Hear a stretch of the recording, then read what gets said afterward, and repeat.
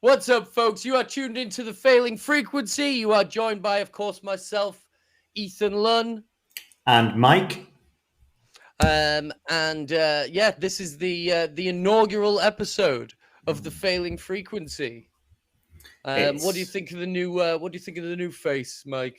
What beautiful new faces they are. You know, it's good to be changed over. There were a good couple, or too many, let's say 5 or 6, Made It So podcasts and stuff like that. So, new name, new face, all the same. If you don't know what we're talking about, we've been going for some weeks now covering Star Trek.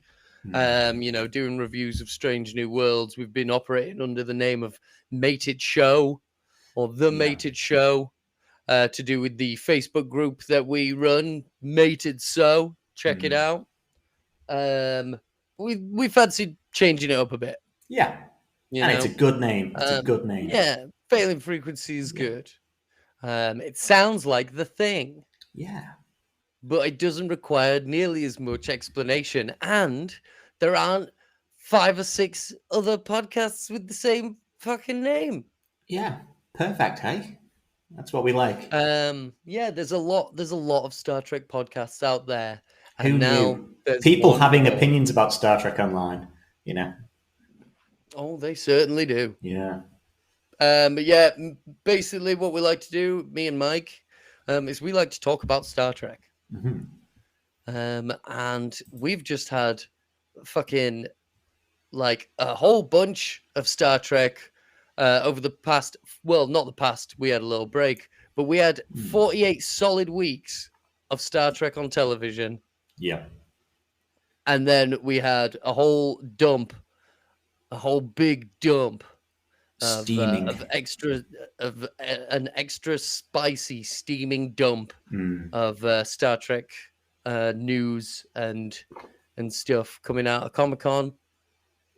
What was it, like a week ago now? Yeah, last Saturday really was the big one, I think. Yeah. My concept of time has gone out the window since we all had to take 5 for a year and a half. So could have been a week, could have been a month. It's been a long time. Could have been yesterday. Yeah.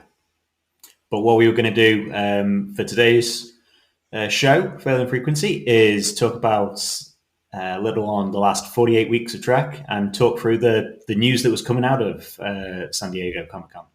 So everything rounded up into one, and there'll be time codes, in the below if you want to skip to a particular section.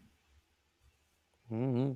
Before we get into it, man, how you doing? I haven't spoken to you in a little while. I have got a hangover today. I've had a hangover, and I've driven from a wedding to drop people off and then drive back home.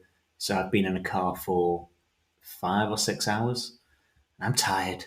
I'm gone. But I'm excited now. Yeah, man, it's exciting. Stars would mean to go on. If we start low, if we start when we're both tired, you've been in a car all day. I've been at work. If we start like this, then we can only build. We can only go higher. Yeah, it's like when I was like, I need to be high at the interview, because then when I turn up to work high, they think that's just what I'm like. Perfect. That's just sound judgments, really. Yeah. Perfect. We were also on a different podcast this week called Intoxicated Masculinity, talking about ranking the original Star Trek films. And my number 3 may surprise you. There you go. Yeah, man, that was a lot of fun. Yeah. I mean, like, oh my God. I rewatched that. I had so much fun doing that. And how you been? As I say, it has been a good 2 weeks for us. We had some time off. Well, I had the plague for a bit, but I'm all right now, and I've just been working. And I want to talk about things that I love. Yeah. So let's not talk about my 2 jobs that I hate. Let's talk about my obsession. Yes. Wait. Let's talk about Star Trek. Why don't we talk about the sad part of our obsession first? And I forgot to even say it in the pre-show in the green room beforehand. We've got sad news, haven't we? Not Yeah, us particular, but the world of Star Trek. Let's start with, of course, let's like turning up to day one of the job, hungover or stoned. Let's start on the bad bit and let's build from there. Yeah, we don't want to be all excited about talking new trailers and stuff like that, and then go, oh, by the way, let's be depressing. Yeah, just for a minute, and then we'll So in our break, we had 2 deaths from Star Trek. Notably, or let's do the notable one first, David Warner, fantastic actor, the Chancellor Gorkon from Undiscovered Country, best movie of Trek, and a fantastic actor in it. He was also Gulmer Red in Chain of Command. Yeah, iconic role.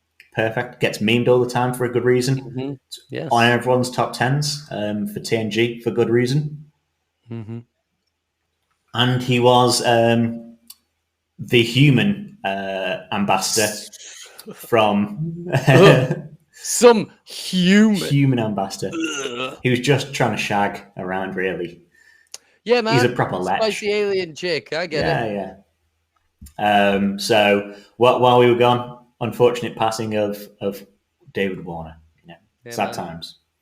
And less notably in the Trek world, Paul Sorvino, I think it was, in one episode of Trek, playing a family member, so it's probably TNG final season, is Worf's brother. Oh, shit. Another one, unfortunately lost to us. Sad times. Damn. That sucks. Yeah. Sucks. But Yeah. Fucking pour one out for my homies. Yeah. To the good men themselves.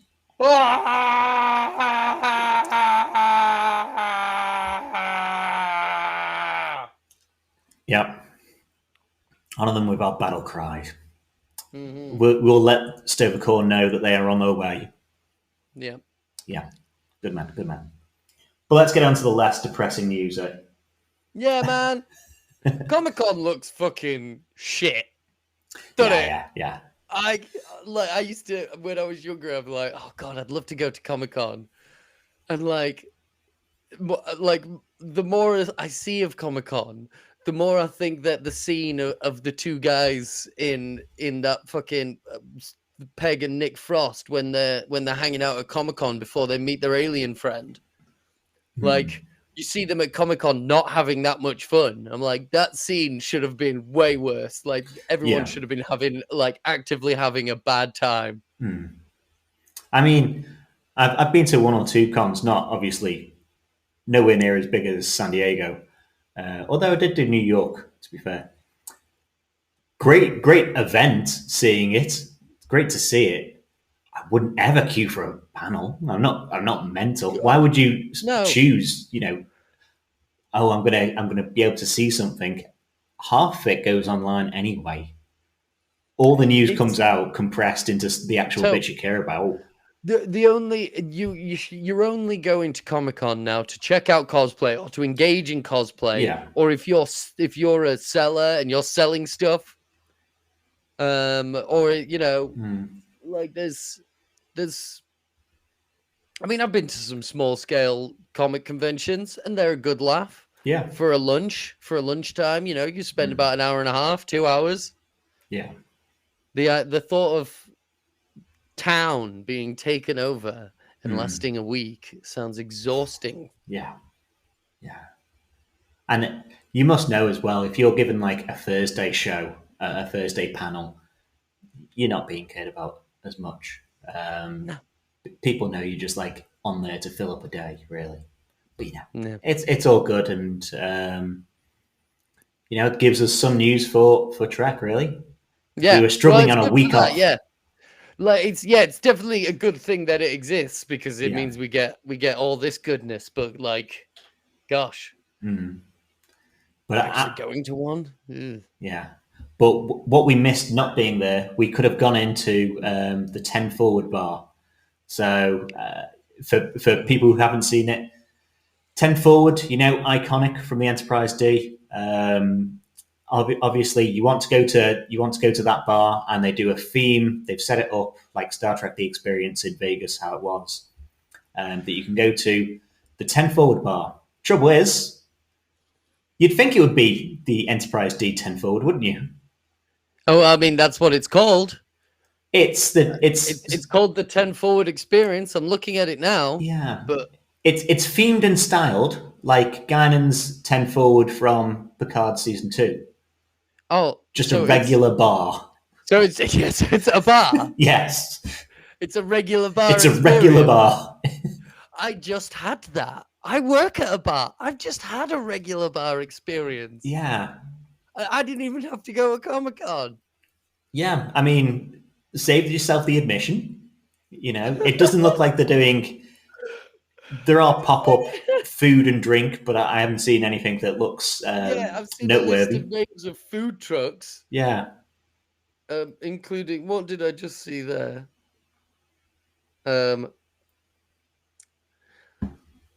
Son of a bun. Son of a bun. Son of a bun. Yeah. Very Cousin's Maine Lobster.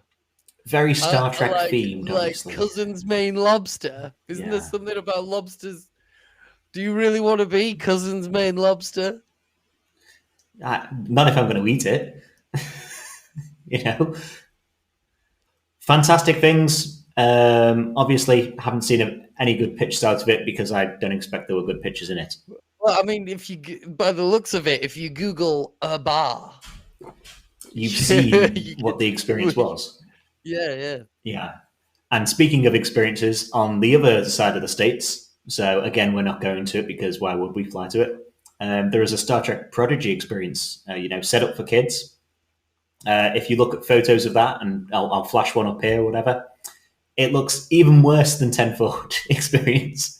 It looks like cardboard cutouts and like weird interactive games like PowerPoint games, quizzes. It's a fun house. It's designed to be a fun house. Does it look fun? No. It's a room then. A room. It's the Prodigy room. And it takes half an hour to get through, I've been told, for the low price of $20. But other than that, again, picture up here. We don't have to talk about it for long because it looks shocking. Let's breeze past it. And, of course, we're only 10 episodes into Prodigy. What kid has their favorite program as Prodigy? Yeah. I'm guessing it's a good show, but it's not been on enough. The children of the parents who have been forced to sit and watch Prodigy on repeat. Yeah. Because it's the only children's TV that they'll find acceptable. Yeah. Yeah. Now you're allowed to watch TV because Star Trek made a TV show for children. Yeah. This is your first time watching TV.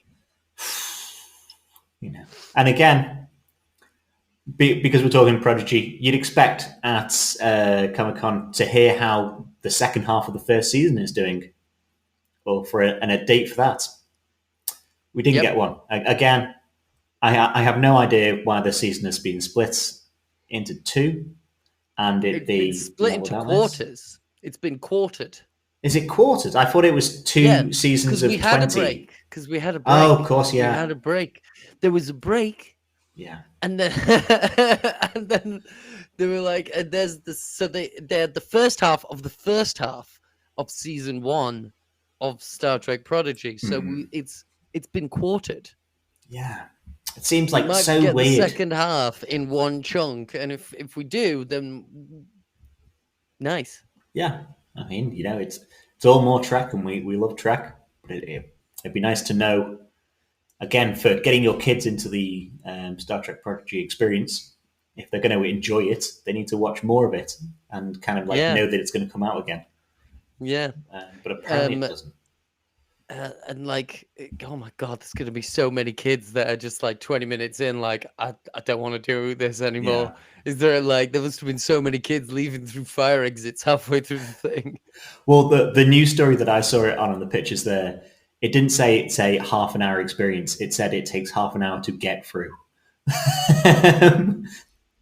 That was them. Yeah, to fucking takes half an hour to fucking slog through this son of a bitch. You're sprinting through it. Hell. Yeah, if you fucking run, you could probably do it in 25. Like, but there are some like, there's some brain puzzles that you need to go through. There's some escape room elements. There's also a bit where you have to prove that you have like the get up, and dare and can do spirit. Yeah. You've got to be one of those plucky kids. Yeah. You just end up punching some poor extra. What if they don't give us the whole of the second half of season 1 of Prodigy, right? And what if they don't give us a quarter? What if they give us it's eighth? 1 episode a year. What if it's an 8th of the series? Yeah. And then it's a 16th of the series, and then it's a 32nd. And they just keep giving us progressively smaller and smaller portions of a season. They could reinvent Quibi.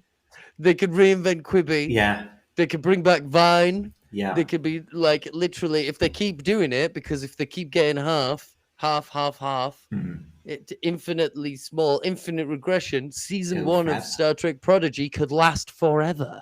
Yes. What a dream. What a dream. Yes. Yeah. Yeah. And by which time kids it could will be a kid's favorite show. Yeah. Yeah. I mean, the shorter episode run, if it goes onto TikTok and all that, would make it, more appealing. It's going where the viewers' eyes are, rather than going on terrestrial TV or Paramount Plus. Right. So what is next? What else did we get at Comic-Con? Should we start with Lower Decks? Yeah, let's do Lower Decks then. Well, we got a panel, we got a trailer, and we got some extra news on it, I suppose. Yeah, man. Well, we'll save the extra news. Yeah. What did you think of this trailer? I thought it was really good, really good. It's it harkens back to, and all the posters have done, like from season 1, season 2, season 3. This is the Search for Spock, isn't it? Now. Yeah. So all the posters are Search for Spock posters. It starts. They're going to have to steal the Cerritos first episode. It all looks good and fun, and it's what we like. Yeah, man. Yeah, agreed. I'm starting to notice the attention to detail that goes into Lower Decks, because obviously, now, seeing all the Search for Spock posters, and then go back to last season's oh yeah, that is the Wrath of Khan poster. Yeah. And then first, oh yeah, that is what they're doing. Yeah. Just looking at the trailer, the first thing that jumped out to me, Ketracel white hot sauce. Yeah. How long do you reckon? How long do you reckon before that's on the shelves? Well, they could add it to the Star Trek cookbook. They need to come out with one now. Everyone is after a bit of Papa Pine, or Papa Pike. Sorry, his Papa food. Pike, right? Papa Pine is the other guy that he plays Kirk. Yeah, one day I'll get them right. I tried to do alliteration and I failed. It's that whole meme of the guy riding a bike putting a stick between his spokes and being like, no. I tried to be no. I tried to do alliteration. No, so they're after his food, so they might as well add making your own Ketracel white hot sauce to the hot. Making your own hot sauce is a bit of a ball ache. Making your own any food is a ball ache. Yeah, making your own anything is a ball ache. I can't wait for food replicators. Honestly, 3D print me some steak, baby. Yeah. Please. But yeah, so as along with obviously being a tribute to Search for Spock, we get so much DS9 in this trailer. Yeah. We go to DS9, and next season looks like it's going to have at least an episode there. Fantastic. I love that. Making fun of the big long shots. We get that shot. Going around, check out, just check out the pylons. Just fly like we're checking out the pylons. Yeah, man. Just like the intro. How skippable how skippable is the DS9 intro for you out of 10? Like a 4, maybe. Depends how many I'm Yeah? shotgunning. If I've, Yeah. I'll try and watch one. If I'm watching like 10 episodes, I'll watch, it once, Yeah. maybe twice. Yeah. Out of respect. Yeah. Out of respect, Out of you watch respect the to the intro, but craft. then after a couple of episodes, it's just like, yeah, no. Yeah, don't need Yeah. to have it all the time. Um. So The some things I loved in it. The clothes, of course. I Rutherford's like jumper. Rutherford's jumper is Oh. it's a Jake Sisko bus seat. You know, Yeah, man. it is classic. Yeah. Bus seat apparel. Yeah, if you don't know what we're From talking about, like I don't know what whoever's listening, I don't know what your public transport situation is, but over here in the UK, we have a firm tradition of some of the weirdest fiesta pattern, like 90s Afro clash, carpet upholstery going on all over the seats in our buses and trains. It's picture something. here. Yeah. That we've got Boimler wearing Wesley Crusher clothes. Oh, really? Yeah, Poor guy. I think it's from the last episode he's in, maybe. Okay. Because it's definitely like a big Wesley, like tall Wesley rather than short 9-1. Oh, is it taller that 9-1 waistcoat? instead. That waistcoat number that he's got. Yeah. The that looks like what a normal waistcoat looks like, but it's like bigger. Yeah. It looks like he's wearing a large man's waistcoat. Yeah. So that makes sense if putting it on him in the later seasons. Yeah. Because, he was an adult. Trying to be. Trying to be. Along with the fucking sick outfits, I loved the bloom, all the scenes at Sisko's Creole kitchen. Yeah.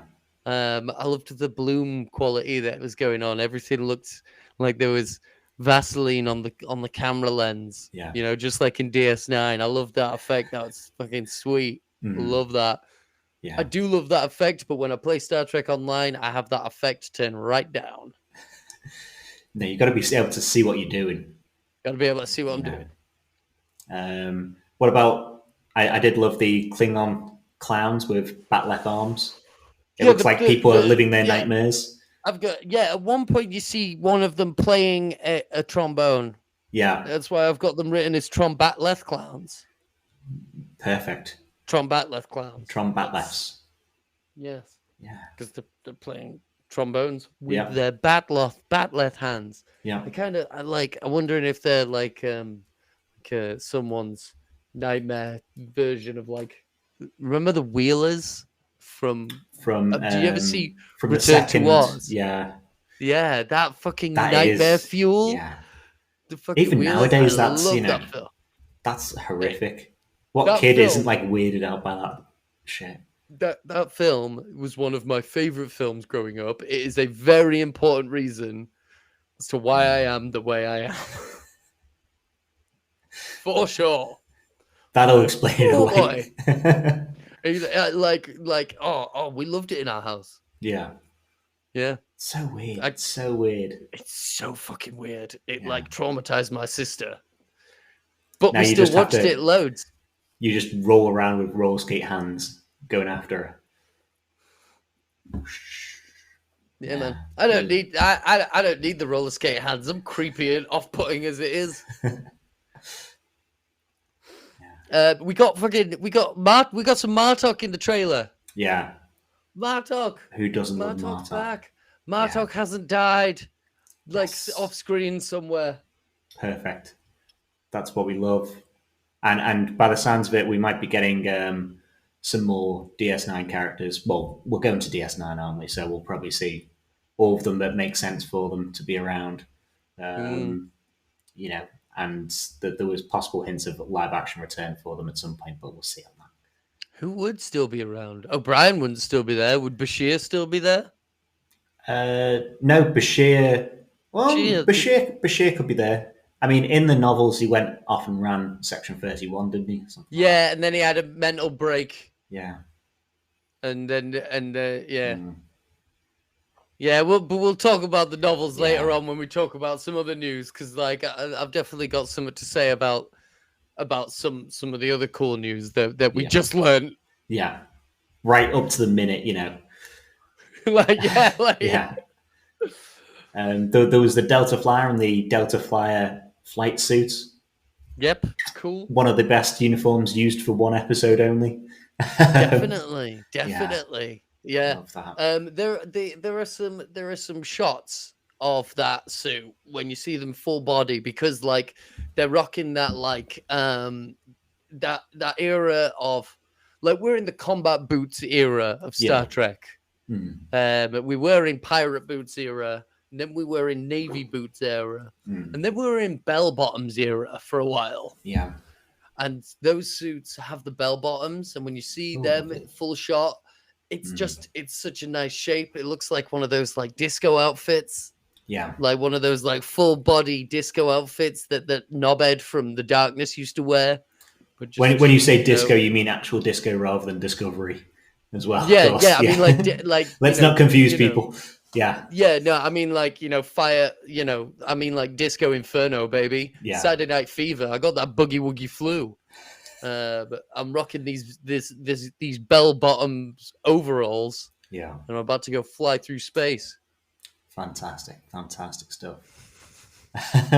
Yeah. That was it. I had, I don't think there's much point for us to do a full every single Easter egg, because better channels than I have already, or than us have already done it. Oh my god, yeah. And like there is so much attention to detail that goes into this show, where you can spend hours doing it, and if that's what you want, you do that. Yeah, enjoy, please. Yeah, man. But yeah, and plus there is some way more exciting news, I think, than the trailer for a series that we already knew that we were going to get. And I'm going to say I called this, because on our last episode that we did when we talked about the end of Strange New Worlds, I said, let's have a crossover and see, clip here. Insert this clip from the previous episode. Have the actors from Lower Decks in the background, and then have a Lower Decks episode where they do Trials and Tribulations. To Pikes. So in Lower Decks, it's animated.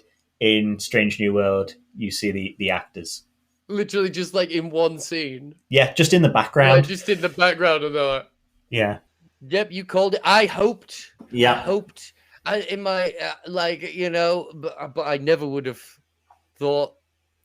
I never would have hoped to dream to dare to believe that they would. Yeah. But they're doing it. And it's the two funniest shows that we've got. Yeah. It's honestly, and it works. Yeah. It just works. You couldn't do it with. I think it'd be much harder, not only timeline wise, but it'd be much harder to do it. Have them go to Discovery, because the tone of the shows, like Strange New Worlds has had comedy episodes. Lower Decks is essentially a comedy. Yeah, and Disco is a depending on the season, a trudge through pain and sorrow. Yeah. Like, for a fact that Mariner and Michael Burnham would get along at first, and then Mariner would get pretty tired of all the breaks that everyone takes. Even though she obviously likes taking a break, but they take breaks in the middle of shit going down. Yeah. Nope. Mariner would never be able to sort, why aren't we just going to visit the 10C? Let's just go do that shit. Why when we do this, why do we have to have 6 episodes after we know where they are to dick around? Can't do that in cartoon stories. What was the handsome guest star, the recurring guest star from Disco called again? Taka. Yeah. If Mariner was there, his plan would have worked first go round. Yeah. Mariner would have been with him. He wouldn't have taken Book.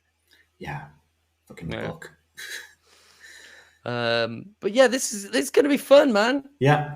So I think the variation on what I'd guessed was that there was going to be a 2-way crossover. by the sounds of it, it's just one way. It's Lower Decks into Strange New Worlds rather than and in live action. So we need to say so. You're not going to see animated people bouncing down in the background.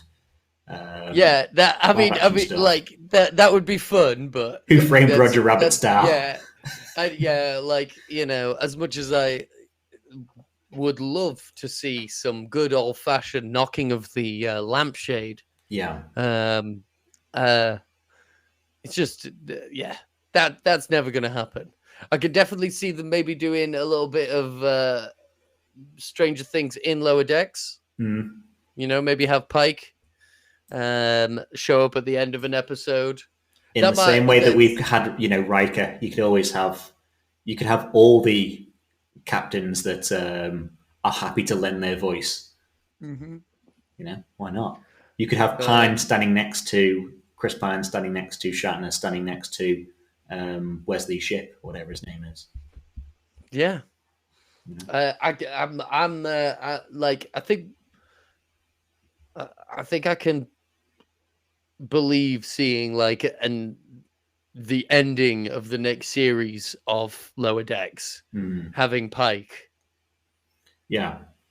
And then maybe obviously the first episode of the next series of Strange New World is going to be very focused on Una and her situation, but yeah, I bet maybe the end of an episode at some point in the next series of Stranger Worlds will kind of sync up with that episode. Maybe that's my prediction. Yeah. But yeah, I'm excited. They have already filmed it. Yeah, it's amazing, isn't it? Really, all done in secret, getting Quaid and everyone out.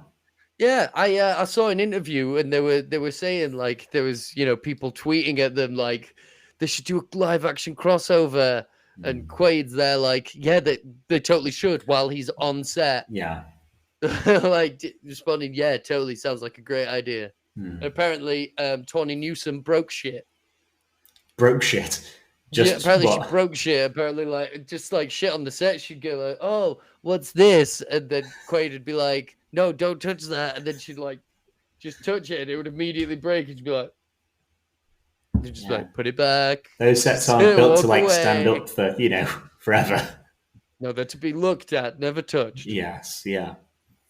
But on crossovers, at least, they've been trying to push for crossovers for forever. Realistically.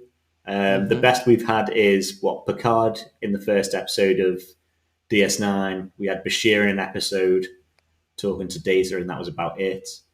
I'm struggling to think of any other crossover cameos are a thing that we've had in Star Trek. We had Bones in TNG. Course, we had Quark in Voyager. We had Picard in the Emissary. Little cameos are a staple. Yeah. Yeah, but having a full crossover episode. Yeah. Lovely stuff. Who doesn't love it? I wouldn't say that I wouldn't necessarily call the Scotty episode of TNG a crossover, but I also wouldn't call it a cameo. Yeah. He's a special guest star, isn't he? Yeah, definitely. Definitely. The continuing adventures. That's one thing I missed on this crossover piece of news. It's going to be directed by Frakes as well. So, of course, Frakes is going to be directing Strange New Worlds with Lower Decks in it. Great. Wonderful. That's kind of a freeway, cross now. I love it. Perfect. I love that. That makes me very happy. And, we were waiting for him to pop up on Strange New Worlds directing sheet because he didn't do anything season 1, and he's pretty much done directing for every single Trek live action since he started. So, do we want to do Strange New Worlds since we're on it anyway? Sure. Yeah. I mean, the only thing that I really picked up is we're definitely getting more Kirk, which is cool. And it's been from the horse's mouth from Wesley Shipp that he's a different Kirk in season 2. because it's set in the past and he's a lieutenant rather than the captain, so he's less sure of himself or whatever, and more looking up to Pike rather than, as we saw in Quality of Mercy, where he was offering dissenting opinions, sort of stuff. He's going to be more green behind the gills. Makes sense. Yeah, makes sense. That's what they've managed to do successfully with all the other like legacy characters. Yeah. So looking forward to that.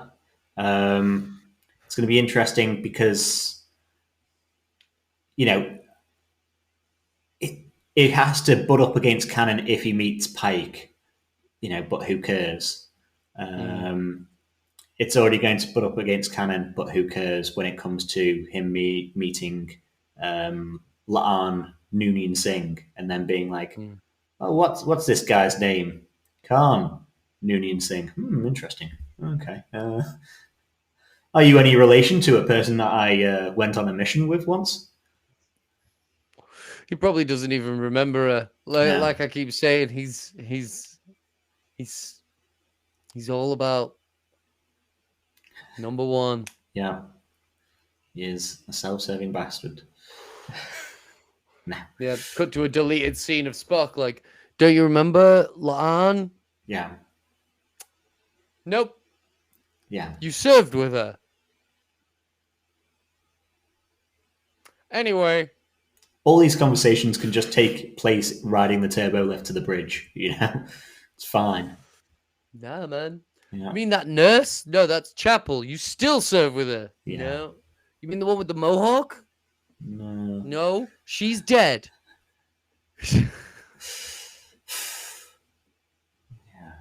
Yeah, but there wasn't much on season 2 other than Frakes directing the crossover, and it's going to have. Oh no, they talked about the third act of Pike going into a TOS remake, which we kind of already thought anyway. Was a possibility, as we were saying. Last episode talking about possibilities for a season 2 and beyond of Strange New Worlds, saying about, we could remake the Menagerie from Pike's point of view. That could do that. Seems to be the guys there hinting at it. So in 7 years' time, we can watch the Menagerie from a different point of view, from a blinky chair. Sweet. Yeah. In 7 years. Yay. Well, maybe 7. Who knows? Because they keep on reiterating that. Yeah, I mean, they can't do it yet. Like, the thing is, like, they've obviously... The problem with that idea is having it. Because once that idea has gone on the whiteboard in the writer's room, it's there. So they're going to want to do it. Whereas maybe don't do it yet. Oh, no, don't do it yet. Do it last episode. Do it the last episode. Yes. Yeah. And don't do a Game of Thrones. No. Don't do that to us. I mean, what else could they? I mean, could there be more time travel hijinks? Could there be? Well, in TOS, there's definitely gonna be some time travel hijinks. I think there's probably gonna be not a lot of time travel hijinks next season of Strange New Worlds. Probably because their big crossover is definitely going to have probably a fair amount of time travel going down. So, gotta. But around this point anyway in TOS, they were time traveling just to observe Earth and be like, oh, what's happening here? So time travel exists at this point, and they seem to be, somewhat willy-nilly with it. So it exists. Again, we shouldn't do it now. Leave it for now.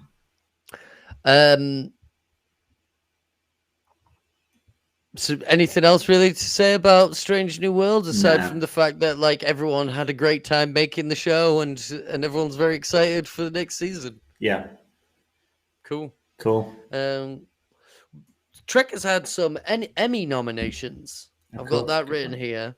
I just want to say we've got Picard Hide and Seek has been nominated for best period / character, costume makeup thing. Best prosthetic makeup. Picard's episode Penance has been nominated for costumes and sound editing. And Strange New World Memento Mori has been nominated for sound editing. These are the kinds of things that like Star Trek and sci-fi in general and just genre shows in general always get nominated for. Yeah. And in part, I'd like to say awards are pretty bullshit anyway. Totally. But it would be nice. It's nice to win, yeah, obviously, for the people who put the work behind it. Yeah, it would be nice if films like The Martian could be nominated for, like, Best Picture, not like Best Comedy or Musical. Yeah. It'd be nice if Star Trek could get some actual, prestige going. But the one that I can remember, and it is an award being robbed, is Star Trek Beyond was up there for makeup at the Oscars. And, Star Trek Beyond has, like, cool different aliens and all that. Fucking all sorts going on in Beyond. Yeah. And it lost out the makeup and whatever Oscar. I don't think it's just a makeup, it's makeup and character design or whatever, to Suicide Squad, the first Suicide Squad. Damaged. Ha ha ha ha ha. Oh, get fucked. Get fucked. You mean fucking Idris Elba, looking like a weird reptilian in various stages of evolution back into a human? Yeah. Isn't not good enough, apparently. A better technical achievement than fucking Harley Quinn's ass? Apparently, Margot Robbie's ass is perfect no matter what makeup you put on it. Yeah. That shit was beautiful. Yeah, why spoil it with something other than the makeup that's already there, the makeup of God. Yeah, God doesn't exist, but a God must have existed for that ass.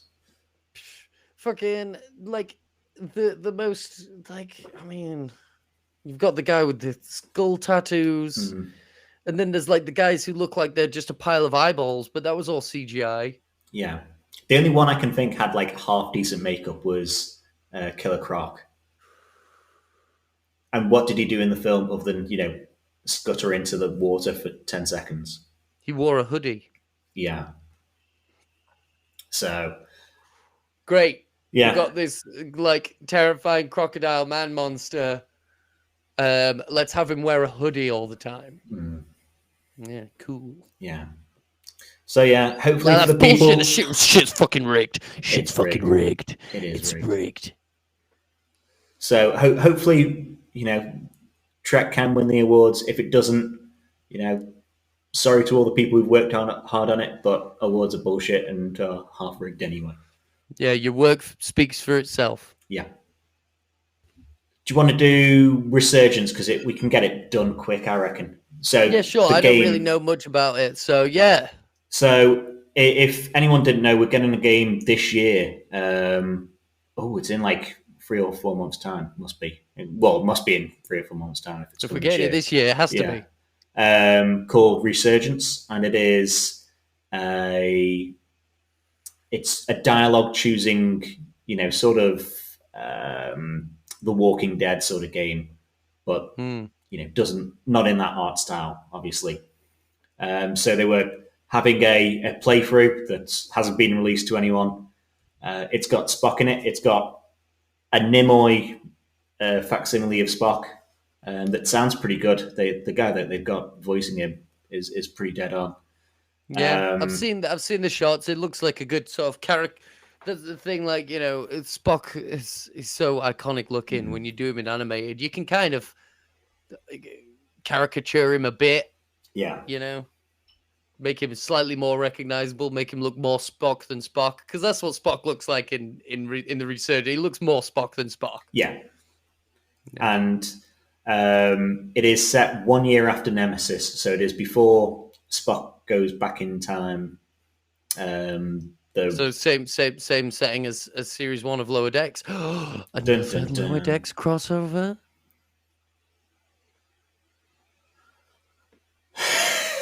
Everything can happen. And the only other piece of news I think I have out of it is there's at least one other legacy character returning that they're not spoiling for now. So I bet it's Scotty. They'll be getting his son to do it. Well, not necessarily from TOS, but like I was thinking Pat Stew. Pat Stew will sit in a recording booth for anything money. So hey man, I've played Star Trek Online. I bet it's Denise Crosby. She's all over that shit. Be Sealer. Yeah, man. Yeah, like I'm kind of looking forward to this. I don't think I'll be able to play it because I don't have a console, and I think it's just coming out on consoles. But like, it looks like it's got the thing that I will say is definitely missing from Star Trek Online, which is like the idea of Star Trek being a show mostly centered around like diplomacy, more than. And it's just dressed with lasers and spaceships. It's people chatting in rooms, isn't it? Most of Star Trek. Yeah, and like there isn't really much capacity in Star Trek Online for you to sort of engage in debate. You know, which looks like Resurgence is kind of covering that base. Yeah. So I'm looking forward to it. So yeah, I'll get it. Obviously, you know, I want to encourage them to make more Star Trek games that aren't MMOs. Yes. So I will get that. I probably won't get the Prodigy game. Did you see there was a Prodigy game coming? Again, a show that has had 10 episodes and no idea when the next batch is coming. We've got the digital assets. Yeah. So, well, we've got the digital assets, so we can make them do anything. We can get Jason Mantzoukas into a recording booth. Yeah. You know? Easy. But yeah, there was no news on the Prodigy game because it doesn't look good enough to show off, really, in my opinion. I hope it's like that. The Lion King PC game. Yeah, I hope it's like that. I think I had it on Atari. If we were talking about the same musical. Game, I hope it's musical, and it has a level that's literally impossible to beat. Yeah. But yeah, that was it for the game side. Shall we go on to my favorite story? You go for it. I'm guessing this is the most recent one. Well, okay, second favorite then. Okay. This is my second favorite story. You go for it. Okay, no, we'll do the most recent one, then we'll go to my second favorite one. Yeah. Can I introduce it? Because I'm very excited about this. Please do. Andrew Robinson is going to be doing the voiceover, hopefully, for an audiobook of A Stitch in Time, the book of the life story of Garak from Deep Space Nine. People have been wanting him to make it for fucking years. The book is out of print now, so like. My partner has a copy and I sat down to read it, but obviously I have ADHD, so I can't read books. But I listen to audiobooks and I'm very excited about this. Yeah. I mean, from my understanding, it was always a rights issue rather than Andrew Robinson wanted to do it, but it was rights trying to work out the rights. So it must be sorted now, I suppose, because we're getting it. Fantastic. Yeah. Who doesn't want more Garak in their lives? Absolutely. That's how I feel. That's why I downloaded. I can't even remember the name of it. I'm not enjoying it at all. So like most of the Star Trek novels are basically just slightly more like officially recognized fan art, like fan fiction. Enigma Tales. Yeah. Enigma Tales. It's set, some years after Nemesis, and it's written by Una McCormack, and it's voiced by a guy who voices a lot of Star Trek books. He's doing a very good Garak impression, but it's not hitting the spot. I'm like a third of the way in, and like maybe I'm just not picking up on them, but like I should expect a lot more like hand job metaphors in a book from the point of view of Garak. Yeah. Do you know what I mean? Like I'm just not. It's You're not just feeling not. it. No. Yeah. Apparently there's one or two hand job metaphors in A Stitch in Time if you look for them. So looking forward to hearing them straight from the horse's mouth. Get all the handjob metaphors straight out the gates. Why not? Yeah, Why not? absolutely. What was the other bit of news then that you thought? Oh, so I don't know if you've noticed, Mm-hmm. but William Shatner's a bit of a massive knobhead, isn't he? Yeah, always has been, you know. So at a fucking panel at Comic-Con, William Shatner said, and I quote, Roddenberry would be rolling in his grave. Yeah. When talking about the state of current Star Trek. Yeah. Bill Shatner obviously referencing how woke Star Trek is these days. Star Trek is so woke these days. But He literally kissed Nichelle Nichols on TV. yeah. Like, he was there when fucking Alan Gorshin had black on one side of his face and white on the other side of his face. Yeah.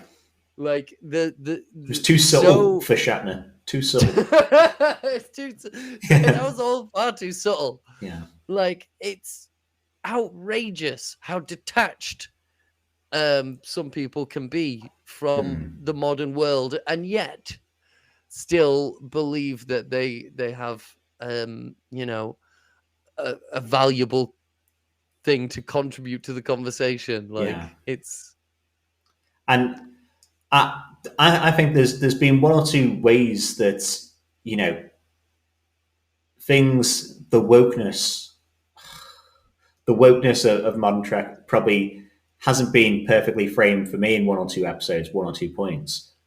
But from what I hear in the communities that it is, you know, it is telling their story, they are liking it. So absolutely, it's not for, you know, it's not telling my story and getting it out there. So I can have an opinion, but if it's helping out the people that it's targeted to, then fantastic. You know, that's what it should be doing.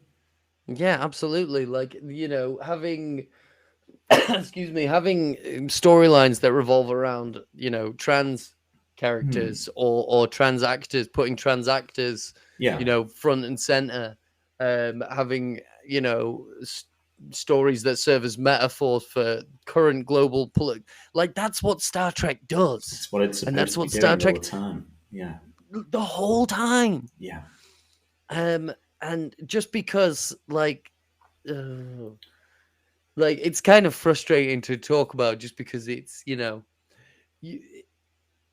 the man literally went up into space, looked at Earth from the atmosphere, from the upper atmosphere, came back down, and we all saw him trying to fit all of that information into his head when he got out of the friggin' module, when he got back down to Earth. And it was like, I wonder what kind of, like, I wonder if that's going to kind of change. I wonder what kind of change that makes to his perspective. None. Fucking zero, baby. And can we point out as well, like, even if Roddenberry was spinning in his grave, you know, he wouldn't like how it's gone. Do you know what else he didn't like how it went? Everything after TOS. Or, you know, he didn't like TOS and decanonized some of it, or was very loose about canon and wasn't, you know, particularly keen on how it was. TNG, he, like, when he was still around at the start of it, he was very strict on, no, they can't have any sort of fights between another, and they can't do any of that. He hated how military Star Trek went after the motion picture. So, you know, to a degree, after the motion picture, Trek succeeded and kept going in spite of Roddenberry being alive. By the sounds of it, it was a fucking frenzy of creativity the day he fucking died. Yeah. Like, you know, if that's his position, then Roddenberry has been spinning in his grave like a fucking drill since 1990. Yeah. Like, Roddenberry hated the episode family of TNG because it wasn't in space. You know, and because there was animosity between the brothers. Picard, and you're supposed to go like, oh no, that this is the Yeah, I'm not being funny out. Like, world peace is one thing, but having no arguments ever between brothers, are you yeah, fucking mental? yeah. So Jesus. I mean, Shatner needs to take his own advice and get a life, really. Yeah, know? absolutely, Yeah, absolutely. Like, I think the thing is, the guy is 91 years old. yeah, Um, I guess we shouldn't be surprised that his views are the way they are, especially since, like, as we've seen worldwide over the past few years, just anyone that, like, if you're centrist, centrism is a very slow but very definite slip into the right wing. yeah, And like anyone that had like what might have been deemed as like progressive views once, it's all too common for people who have previously been pretty fancy free and it's all good. yeah, It's quite a common sight these days to see those people kind of slowly slide into fascism. yeah. Um And even yeah, even being progressive back in the 60s isn't progressive now. Obviously, there are Gene different fights to be Roddenberry had now. Gene Roddenberry was super progressive for the 60s, but he had some highly questionable attitudes towards women. Yeah, I believe I think it was the Star Trek episode of The Wizard and the Bruiser where they talk about like Roddenberry's rule for women's wardrobe on Star Trek the original series. And when you watch TOS knowing this, you will go, okay, that's exactly what the story there is. The costume should look as though if you removed one thing from it, the whole thing would fall off. Yeah. And gross. Well, women and let's because he had a lot more say in early TNG. That script for the incredibly racist episode would have gone past him. I Totally. can't remember names. On glory, on a Code of Honor. Code of Honor. Yeah. So, that did slip right past him. He went, "Yeah, that's cool." Yeah. So, who cares? Who goes? Move on. There's a great piece on the Escapist magazine about the Wrath of Khan. It's been 40 years now, and the angry backlash from its initial, outing, when it first came out, it got backlash, and it's a good article, and that goes through how Roddenberry hated Wrath of Khan. So congratulations, everyone. But like, right, okay, so that the two aren't gonna meet. Yeah, no, they're just gonna meet over view screen. And how long will the conversations be? Short. Yeah. You've made a mistake. You've put the women's clothing on Ricardo Montalban. Yeah. Yeah. I mean, he's got a nice rack, but yeah. The one nice piece of Shatner news I saw over Comic-Con was he met Wesley Shipp and told him he approved of his Kirk. So yeah. I saw an interview where William Shatner said, like, yes, he's great, he's fantastic, he's young, he's handsome, he's thin, he's great. Yeah, mate. Just like you were, young and handsome and thin. Yes. You're always like, at the very least, a barrel of man. Yes. Thin. Unless you're not, no body shaming here. Yeah. But the only thing thin about him was his fucking hairline. What are you going to do about it? Bloody Shatner. This is going out over the internet. You can't physically hurt me. Yeah. So, bloody, Shatner being a dick who, water is also wet. The sun will rise tomorrow. So I want to make a proposition, right? Mm.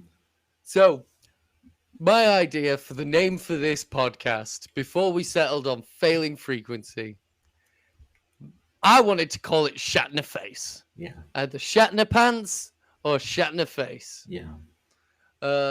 How about instead of calling the podcast Shatner Face, since we're not gonna do that, how about we call this segment William Shatner being a dickhead? Yeah. Anytime we talk about Shatner, it can be the Shatner Face.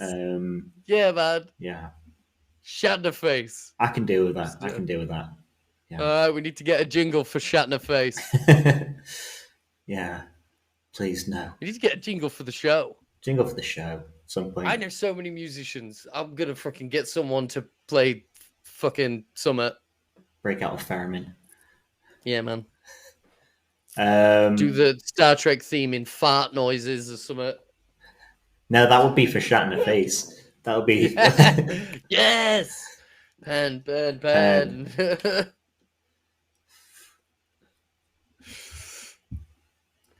Right.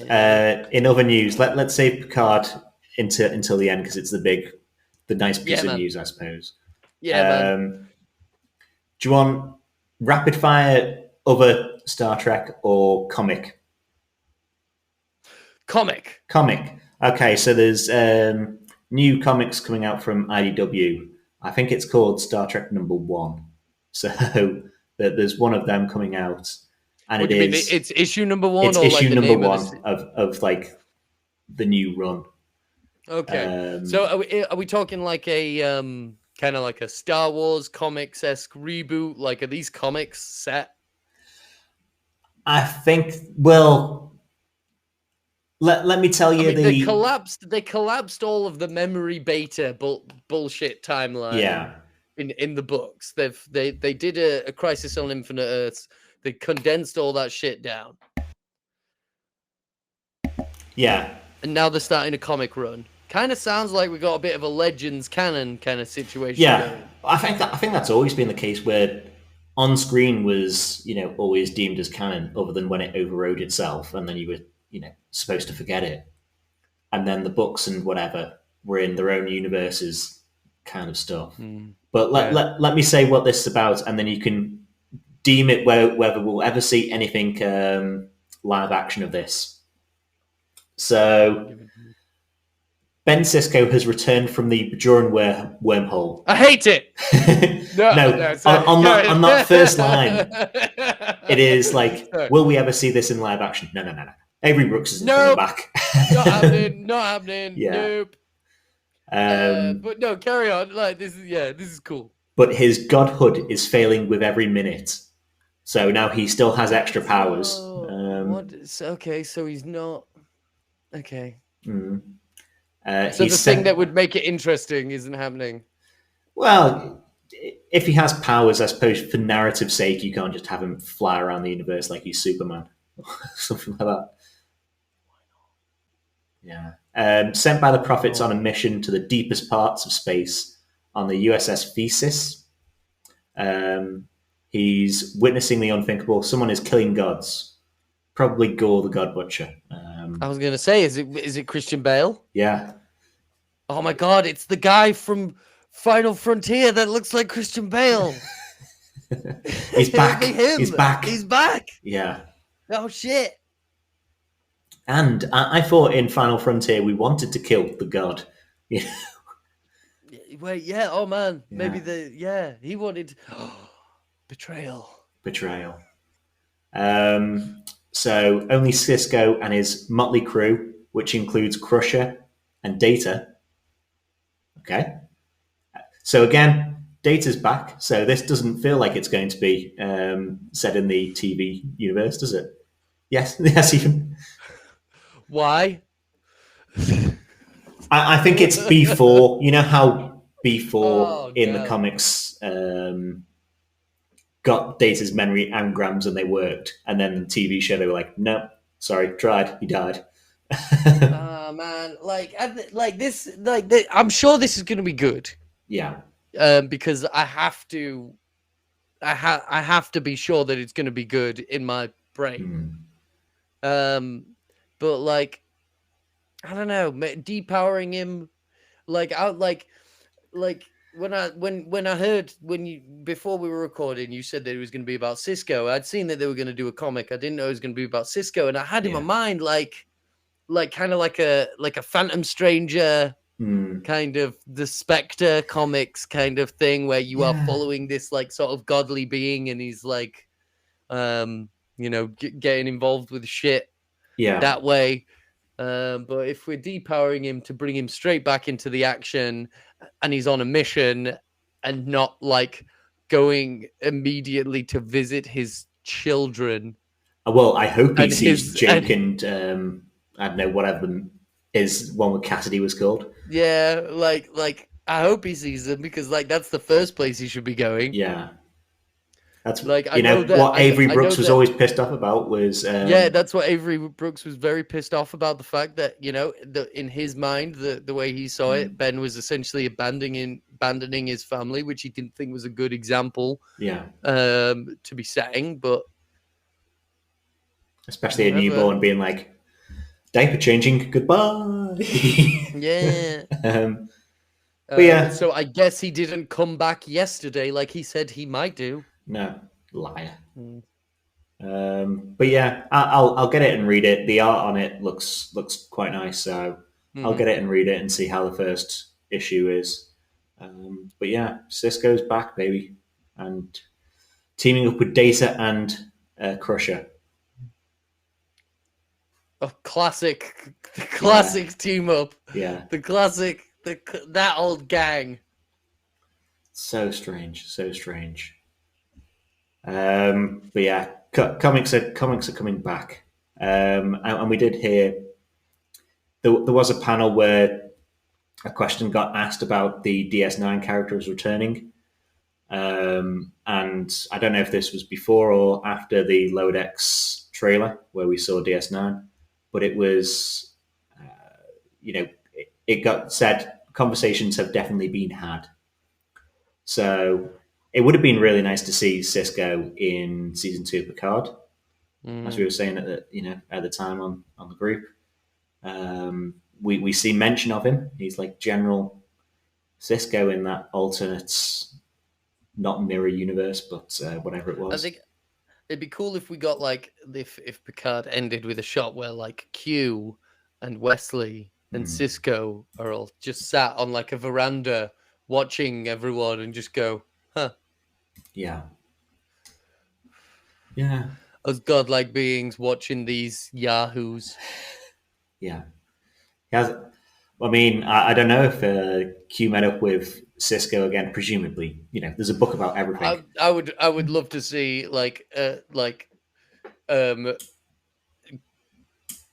God, what would have happened if like God like Sisko met up with Q? Oh God, not you again, and just banishes him to another dimension. Yeah. And he's just like immediately comes back and is like, that took me 1 billion years to come back to this moment. Yeah. It's amazing when you think of it, like the Q was on right next to the wormhole where there are things that are believed to be gods, aliens that are believed to be gods that live on a different plane of existence. And no one goes through the wormhole, doesn't see them at all. Yeah. Weird. That could have been like a cool moment. Yeah. Gods be gods. In rapid fire news, then, I suppose, Star Trek 4, Chris Pine still has no idea what's happening. This is Star Trek 4 that was supposed to come out next year, which should be filming now if they want that to happen. We're not really we're not so starved for Star Trek anymore like we used to be. Like we don't need that film. I would love a film that features I would love a Strange New Worlds film. That'd be great. Well, this is the thing as well. You've got the sets from Strange New Worlds. You've got a Pike and a Kirk in Strange New Worlds cast. Why would you pay? We have a great Spock that we prefer. We like Ethan. Yeah. Why would you pay the $8 million to Chris Pine to get him back when you could pay Wesley Shipp probably $8 and craft services, and just have him on there as well. Why would you rebuild a set like a Kelvin real shiny Enterprise when you've got an Enterprise that's sitting there? It's so, and obviously you can't just reuse a set because it's set in a different universe, so it would be a weird transition for them. Yeah, so like just make start, a Strange New they Worlds. finish filming, the next season of Strange New Worlds, and like, all right, guys, that's a wrap. And immediately when they finish filming, the film crew comes in, starts painting everything white. Yeah. Like, can we get more glass? Yeah, we need more glass. They're just like, they're all just standing around like, what? How am I getting lens flares? I'm not. There's no camera. Like, what's happening? So I reckon after this season of Strange New Worlds has come out, Star Trek 4 is dead. Yeah, it's gone. Is there like is it a rights issue? Is it like a distribution rights issue? It was a Beyond made no money or barely made its budget back, and they already had the plan and had it written for Hemsworth to return as like his dad. From, I don't know if they were going to do time travel or a different universe or anything like that. But he was going to bring back his dad. And then they went, oh, Hemsworth's expensive now. And what it would be nice, because they asked the primary cast to take a pay cut. And the primary cast, of course, all their agents said, no. I'm not working for scale. I'm not, I need to be painted a different color, Uhura could say. Yeah. I've got to be blue in space. I'm filming being blue and being green in space at the moment. I'm not going to work for cheap to be my own normal color. No, it's maybe it's a contract issue. Like, that's why they're like, if they're going to make a Star Trek film, they need to make it with these guys. Because I just don't understand why they would be bothered about making any more of these films. Because, like, regardless of the stars that are in it, no one wants to see it. Like, no one wanted to see it last time. I'll see it. I'll enjoy it. You know, I really like 09. I think Beyond's a good enough film. I enjoyed all the films, but I'm not. I mean, I found moments to enjoy in all the films. Okay, I enjoyed 09. I enjoyed Beyond. I found moments to enjoy in Wrath of Khan 2. Star Trek Part 2. Yeah. But the last one came out 2016. That's a million years ago. Yeah. Like, I'm just not fussed about seeing these guys. I prefer Ethan Peck. I prefer What's a Chops. I prefer. I think I prefer Chris Pine so far.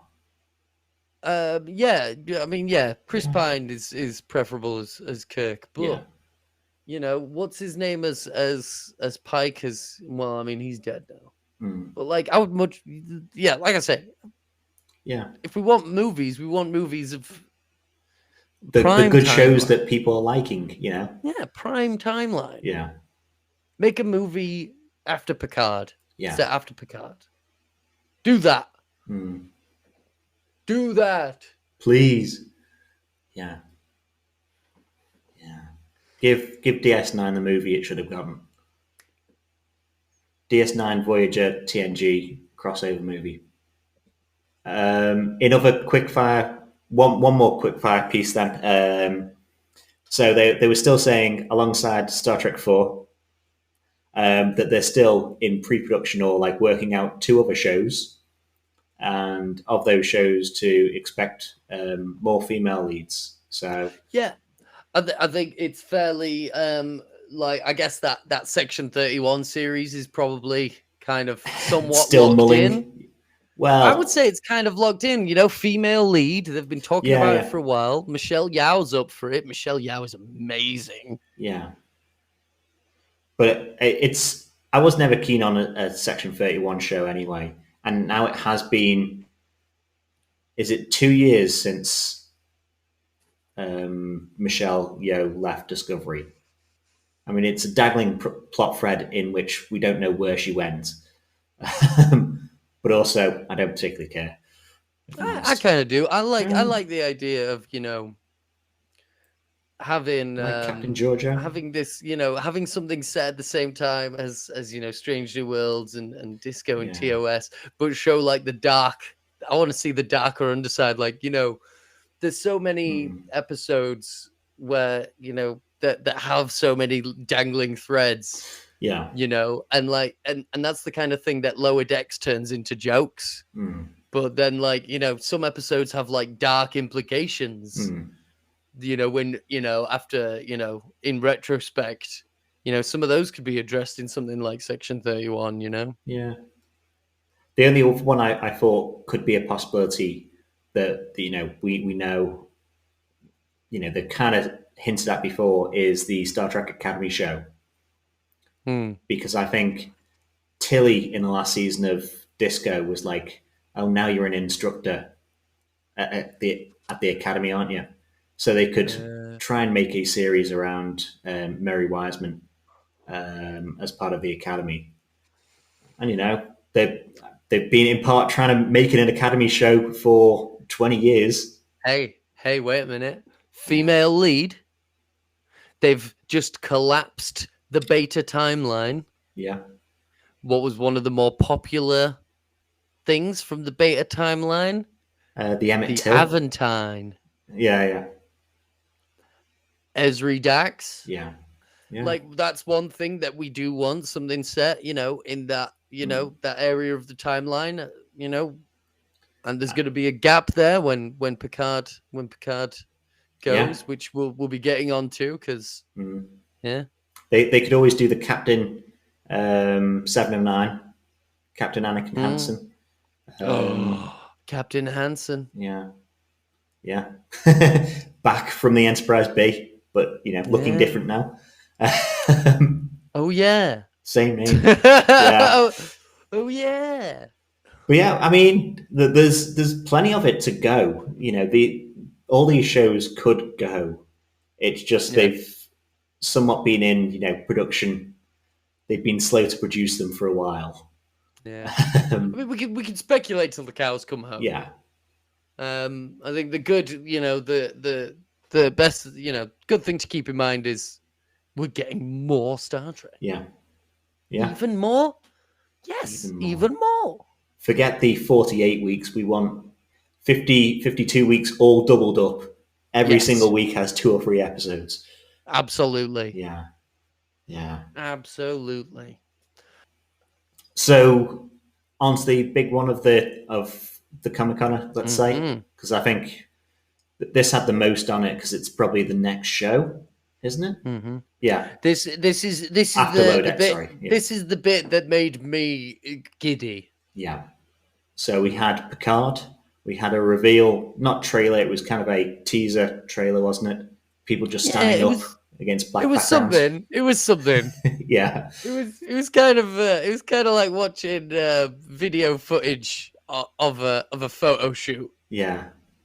It was a lot of. I've done some modeling. It was a lot of this. Walking towards the camera and then looking up. It reminded me of like Gladiators or something like that. Wolf. Jet. Yeah. So we had all the original cast from TNG minus Spiner, who we know is in the show. Minus Spiner. But we didn't see him, and we didn't have any posters of him. No. But we got posters of everyone else. They're saving it for us. Yeah. Well, that, and we don't know what character he's playing. Exactly. Yeah. Who could he be playing? He could be anyone. He's a man of one face. Yeah. But that one face can be transplanted onto infinite amount of people. He could be playing a different Soong. Yes. A different Soong this season. Or he could be playing a different Soong to that. Yeah. Or even a different Soong to either of those. It could be like the episode on the Holosuite where he plays every character. Maybe. Yeah. Maybe that's. They've just got him in to do every sort of other character other than the main cast. Yeah. Yep. That'd be great if he's just the extra in every scene. Yeah. But he would love that. Yeah. Brent Spiner would love that. Yeah. Who am I? Store click? Sweet. Name tag? Cool. So what am I like? Do I like my job? Do I? He would love that shit. Brent Spiner loves playing anyone but Data. Yeah. Which is a shame. I've got a theory, though. I'll save my theory up, but I think he might be back as Data in some degree. Yeah. But the most important reveal, I suppose, from seeing the characters back together was seeing Worf looking like Worf. Worf looking like Worf. Worf doesn't look like a disco Klingon. He does not. He has only 2 nostrils. You know? Yes. He doesn't have backup nostrils. Yeah. He may still have 2 dongs, though. 2 penises. Who cares? Still Who unconfirmed. Knows? Yeah. Still unconfirmed. Yeah. Yeah, I think it looks great. White hair, showing his age. From the first poster that we saw that just had the headshots of everyone. I totally thought Worf was going to be bald. Really? I totally thought he looked bald in those. I do need glasses though. Yeah. But I totally thought he was going to be bald. And I was like, that looks badass. I thought he was bald. I was like, that looks fucking cool as fuck. Yeah. But no, he's got hair. He's got his bloody ponytail. Bloody ponytail. He's got a new baldric. He's got a black baldric on him. Yeah, man. So, what did you think of the uniforms? No, me either. No. And only half of them are in uniform, really. And there's we see a Commodore uniform as well. And I'm like, yeah, there's Geordi and Worf. We see in some admiral. Well, Worf's a captain, and Geordi is something. But we see them both in uniform, but it's naff. But we see Seven in the uniform that we got in last season of Picard. That uniform, tight, it's a nice looking uniform. Yeah, and anything's going to look good on Seven. Absolutely, Vision. Yeah, but apparently, even though Worf has 4 pips, from what I see on Twitter, apparently he's not a captain. Yeah, so, I've got it written here. One of the creators on the show, someone asked them if he's a captain or not, and he were just, you'll see. Yeah. Sisko does, tell him at one point he's basically ruined his chances of ever being captain because he goes and does some reckless shit. I mean, to be honest, I can believe that. I don't know if Worf necessarily turns out to be he obviously shows himself to be a good battle commander, but I think that Worf's true kind of strength lies in his diplomacy. Worf is actually a pretty good diplomat. So I hope that's what we're getting. Yeah. It would be nice because obviously that character evolved. Where he left off in TNG wasn't that far away from where he started in TNG. I disagree with that statement. I've already said season 1 of Worf. Oh, season 1 of everyone is different. Season 1 of Worf is a much more mature character. Yeah. So Worf regresses. Worf is a much more mature character in season 1, a much more wise, much more informed and competent officer in season 1 than he is in season 7. Yeah, he regresses. So it would be nice to see, hopefully, him with some of the TNG lot also having had his experience and seeing him grow as a character in DS9, where he did most of his growing. Yeah. So we at least get him back. Seven, we hear that now she's a first officer, cool commander. So fine. She didn't get captaincy straight away. Nope, that makes sense. Yeah. Only provisional rank can, it's not, calm down. Can't just make someone a captain for no reason. We were talking about the reboot movies, weren't we? Oh yeah. Yeah. This is prime timeline, baby, not Kelvin. So she's back commander. We know Spanner is going to come back as an old character, a character we've already seen before. Okay. So that could be the Soong from season 1 of Picard, whatever his name Could was. be Eldon, Law, Elrond. could be B4, could be Wyatt Earp. Yeah. Could be Doc Holliday. Could be yep, that's it. Yeah. Masaka. Masaka. Could be Masaka. He could be wearing masks again. Yeah.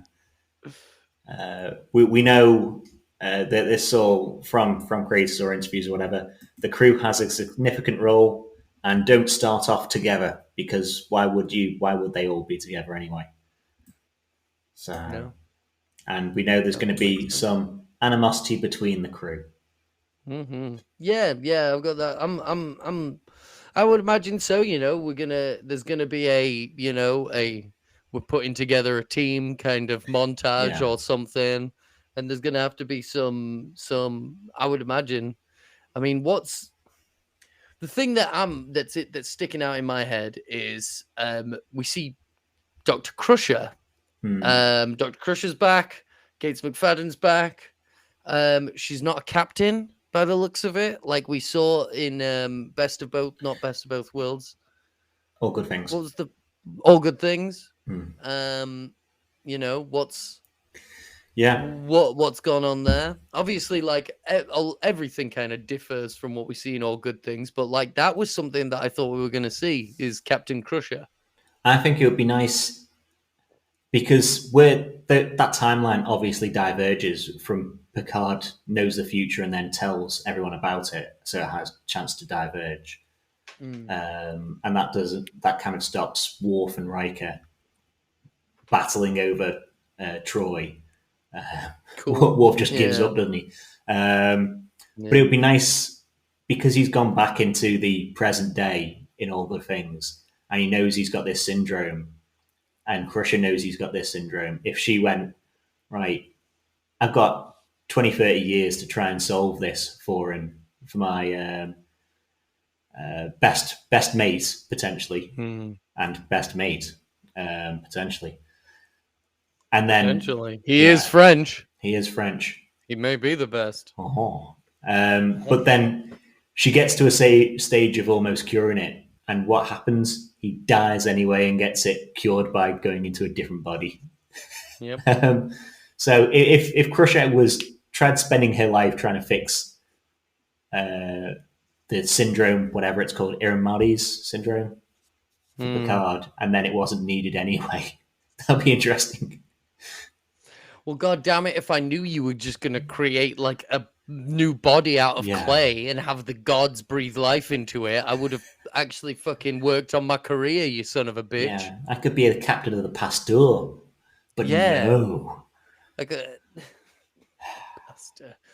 Oh, God. God, Star Trek is so nerdy. Yeah. It's so nerdy. Remembering this sort of shit is nerdy. Yeah. Who else did we get in the trailer? Oh, LaForge. LaForge is looking good. Yeah. His time on the Enterprise that made him a better man, made him a better father. Yeah. Do you know who really emote there? Do you know who's playing his daughter in the show? I hope it's his daughter. It is his daughter. Is it Micah Burton? It's something like that. She does a load of the Trek like convention. Yeah, she's stuff, great. She's great. She's got a smile. Like I remember seeing them do a thing together, and I was like, "That's lovely." Yeah, I'd love to see her play his daughter. They'd be stupid if they didn't do it. Yeah, he looks like he's a Commodore. Yeah, Commodore LaForge. So he's not captain of a different alternate future. LaForge was captaining the Challenger. Yeah, something like that. Challenger. Maybe. I can't remember. Nerds. I think it began with a C. I don't know. I will be wrong on that one. It began with a C. It began with a C. Maybe Challenger. I can't remember. Do you reckon the mother to his child is Leah Brahms? That poor woman.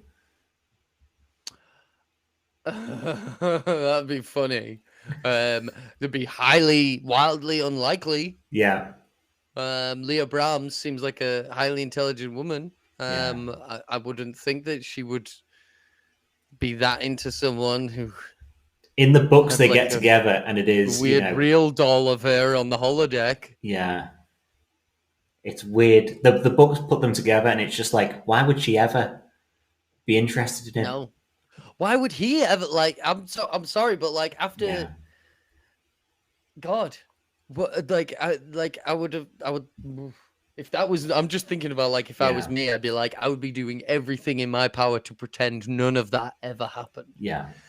And like that would include potentially marrying her. Like, Yes. Yeah. like no. Never want I to see can't that marry person you. again. You know. I can't be reminded of the time you walked in and found my holographic real doll of you. Yeah. Oof. Nope. Yeah. So it'd be nice if it doesn't pair them up, but Yeah. it'll do what it does, won't it? What about the the person that became a captain in the episode of Lower Decks? She spilled hot chocolate on Picard. The one cool? played by Total Recall girl. Yes, the one played by the woman with the 3 boobs. Yeah. Apparently we're getting the Enterprise D somehow, so presumably. So I've got a theory on this.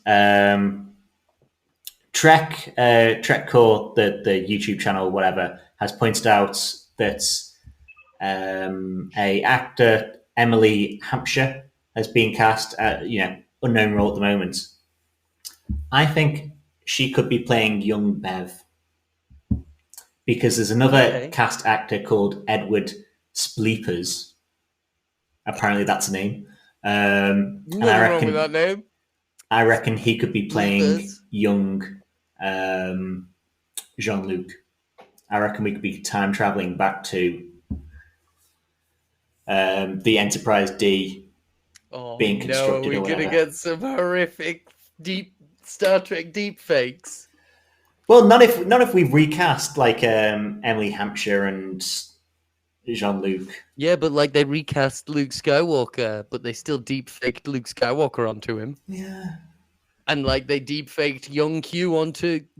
That was okay. The one that wasn't that was okay because it was for a fraction of a second. Yeah, and the one that didn't look good was Data, that people improved within like half a day. I always love it when they do that. They say like I literally did a better job of this. Yeah. In my living room. Yeah.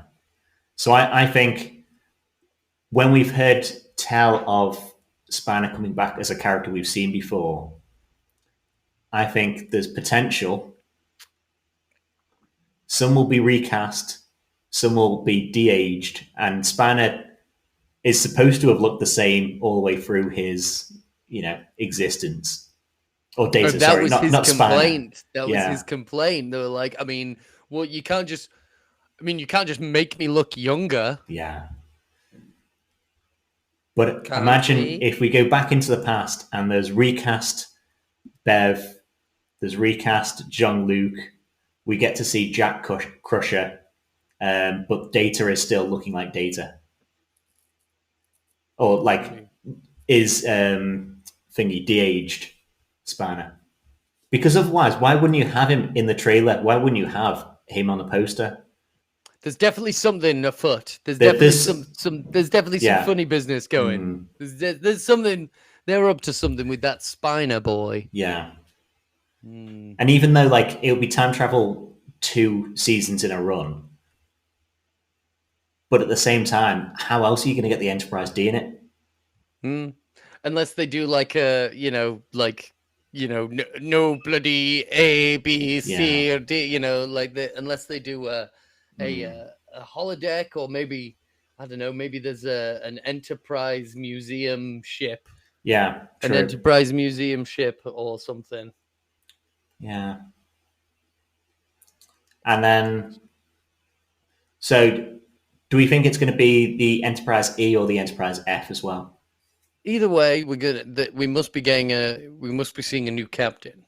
So if we're getting a new captain, maybe. I mean, it could be one of the TNG cast have took it as their one of the TNG cast. Geordi could have it as his flagship. You know, Could be. Not Captain Worf. You know, could have it as his ship. I don't know. I mean, it'd be. I mean, the Enterprise E is nice and all, but like when you have an opportunity to do an Enterprise F, Yeah, might as well. yeah. Well, they did Star Trek Online ships in last season of Picard, didn't they? So there's like precedent for it. Yeah. I don't know if we have an Enterprise F in. I mean, we might do in Star Trek Online. Storyline wise, there is an Andorian who is captain of the Enterprise E. Okay, I thought they'd gone to the F in. No, we've got. I mean, we might, not in the storyline anyway. There might be an Enterprise F as like a ship that you can get, but Okay, I don't think in the storyline we're up to an F yet. Okay. The Enterprise E still running around. Yeah. Do you think before they kill off Picard in season 3 of Picard, which is probably going to happen, do you think they'll cross him over with anyone else other than Seven? He's seen Admiral Janeway on a screen once. He's obviously palling around with Seven now. Yeah, we're not going to get Avery Brooks back. Not getting Avery Brooks back. Captain of the Aventine. Yeah, good old Ezri Dax. He could meet Ezri Dax. If we're going to have an identical like fleet shot, like we had a fleet in season 1, a fleet in season 2, have her ship be there. You don't need to see her on screen, but at least. I mean, if you're going to do a stupid fleet shot, you may as well do a stupid fleet shot like they did in Rise of Skywalker and have like just random cuts to random bridges where people are going, woohoo! Like, do that and have Captain of the Aventine, Harry Kim, Fleet Admiral, fucking Ensign Harry Kim. Ensign Harry Kim captaining a vessel, but like he's captain, but he still holds the rank of ensign. That's proper Star Wars. Then we give you this ship, but not the rank of captain. Yeah, no, it's unfair. We'll give you the ship. From my point of view, Starfleet are evil. Oh, Harry Kim. I hate dilithium. It's rough and it's coarse. It gets up your ass. Yeah.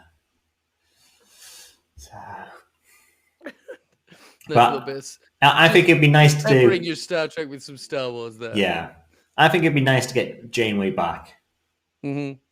Absolutely. She should have been in season 1 as the admiral who said, no, I'm not giving you a ship. Absolutely. Yes, that should have been Janeway. That would have been good as well, because like should have been like, you can't just take a ship off. Do you know what happened last time I just took a ship off? Yeah. I got stuck all the way over there. Now I never leave Earth. I never leave Earth. Yeah, you should do the same. Yeah. Yeah. It'd be nice to get more of those. Did you hear about the villain or the what they were saying about the villain? Yeah, it's going to be a female villain. I've got that written down. And they're likening it to Khan, or liking her to Khan. I mean, I think like everyone in the Star Trek community's minds went to the same place immediately. I think we're getting a return of Sela. Yeah. Played by Denise Crosby. It's. They said female villain, and then all the news outlets went, it could be Sela. And then they came out and said it's not. But they'd probably say that. But they did that. Remember Star Trek Into Darkness? I remember. It's not Khan. I remember and not then Khan. In the film, Benedict Cumberbatch turned to the camera and said, it's Khan. Me, from Wrath of Khan. Yeah, I'm Khan. Yeah. I am Ricardo Montalban today. Yeah. It's so stupid because that's his first name. Yeah. That's his first name. That's like saying, I am Ethan. Yeah. Cool. I'm Jim. Yeah. Presumably there's been other people called Khan, There's a fucking restaurant near my flat called Khan. Yeah. So dumb. So, I mean, they could be hiding away that it is Sela and, doing a Benedict Cumberbatch Khan. Yeah. Or I've got Other female villains. Vija could be back. Oh yeah. The female changeling. Take nothing to put someone in that rubber mask. Although it would be very timely, very, very woke mafia for them to make the villain, one of the great Karens. Maybe bring back. Oh no, does Kywin die? Maybe. I like to picture it. Yeah, I like to picture it dying in those hell caves as well. Bring back another. Do you know what horrible... Forget all the rest though. My whole theory, and it is going to be proved wrong because it's a terrible theory anyway. We're going to have the flashback to the D and these recast young people, and Spanner there as Data. We're going to see Moriarty. We're going to see the D. Sorry, the D. Flashback to the D. We're going to flash back to the D. We're going to see Moriarty let's go back to the D. And the Baroness. And when the D crashed, Moriarty's chamber thing shattered and he died, but the Baroness is still alive. Back for vengeance. That would be so good. It's the dumbest guess in the world, because I was like, female villains. Oh no! If they bring back Moriarty, they could bring back Moriarty as the Moriarty from Sherlock. Yeah. Bring back that Irish guy and just be like, have him the same Andrew thing, Scott. but just be like, I've integrated a different rendition of the character into my visual matrix. Yeah. Now I only play. And then have him doing disco dances around the Enterprise, like, I'm evil. That's why I was thinking, in part, killing off Moriarty, because you kind of recognize what Moriarty looks like. Can you picture the Baroness?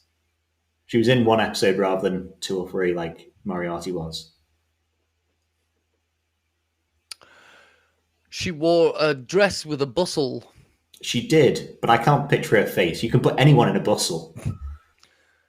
So you can recast that happily. You don't have to try and find that same actress. You can put anyone in a bustle. You can put anyone in a bustle. That's a life lesson for everyone out there. Yep. Anyone is bustle. Yeah. Yes, bustle. Yeah. So I want the Baroness as the villain. That'd be cool. The Baroness is the villain. All right, if we're going really obscure, female villain returning. Oh, I know. The proto Vulcan species that worship Picard as a god. Yeah. They're back alive and now they're bad. They're back. Yes. Yeah. They've come back and they're bad. You messed with our society. Yeah, now Picard has gone from being worshipped as a god to becoming like a beacon of reason well, maybe this person isn't a god. But then social evolution happens and they just keep trying to make a fucking religion, and Picard goes from being the avatar of reason and of science to being the avatar of evil. They think he's the devil. I mean, Picard only met a religious cult that is hell-bent on killing Jean-Luc Picard. Picard only met 20 people in that village as well. The next village over will be like, you met what? A spaceship? Just be like, so he wasn't a god? No. Okay, was he the devil? Wait. No, he had this thing called science. I think it's science. Yeah, I think it's science. He had this magical science power. Yeah. He taught me that we used to live in caves, or I taught him we used to live in caves. Yeah. Hey man, I definitely want to talk about that episode at some point soon. Yeah, Who Watches the Watchers is a fantastic episode. Weird. Yeah. Great speech. Fantastic episode. Mm-hmm. Yeah. So that's pretty much everything from Comic-Con that I've got anyway. Yeah. Like a couple of things I just wanted to point out about the next series of Picard. The showrunner Terry Matalas Mm-hmm. was an extra in TNG. Really? I There didn't is know a that. shot of Terry Matalas Okay. in TNG. I didn't know that either. He was a Mm. writer on season 3 of Enterprise. He was extra in TNG. I didn't know that. That's very cool. Nice. I know And he co-show run the first like 2 episodes of Picard season 2, didn't he? mhm, And then he left to start working on season 3. So yeah. yeah. And another writer or someone on the production team that you can see in the teaser, in the footage of the photo shoot that they had, Yeah. is a man by the name of Alan Kobayashi. Oof. That's nominative determinism if there was one, you know? Well, I mean, we have to give him the job. We have His to. name, that's a Star Trek. That's a thing, that's a reference. He's an Easter egg just built in, you know? A living human Easter egg. Like, other than writing his name down, I did not look any What he further did. I haven't looked into what he does, what role he plays, who he is, what he's done. I just wrote his name down in capitals Yeah. with question marks. He's got the face that resembles like a freighter that's about to get attacked by Klingons. He's literally just a human body with a saucer. Yeah. Kobayashi. And that's a family name. So like, Yeah. family A long line of portrait, Kobayashis. him and his mother. You know, maybe the Kobayashi, maybe it comes down, maybe the saucer head comes down matrilineally. Yes. Yeah. All the women, right, man. Are you ready to wrap up? I'm ready to wrap up. Let's. I'm ready to wrap up too, man. We have just had 48 solid weeks. Is it 48 weeks of solid Trek? We've just had 48 weeks of solid Trek. That is the most Star Trek that we have ever had. Yeah. And we've got so much more Star Trek coming.